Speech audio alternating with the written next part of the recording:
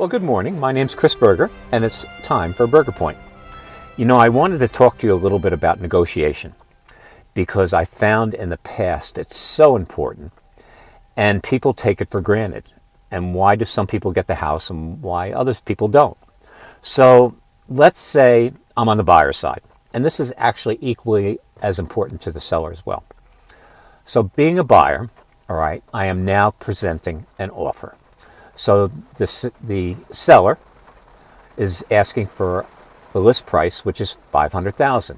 Well, I've done my research and I found out that most houses in the area asking for that generally go for about 8 to 10% less. So I make an offer for $450,000, all right, which is roughly 10%.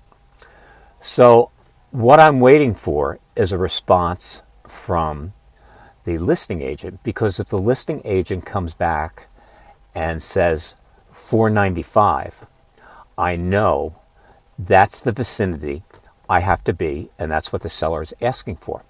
However, if, say, they come back at $475,000, well, the listing agent is coming down $25,000, and that tells me I still have room. So that's how the negotiations proceed. But that first give and take tells me, as the buying agent, just exactly what kind of room I have to deal with.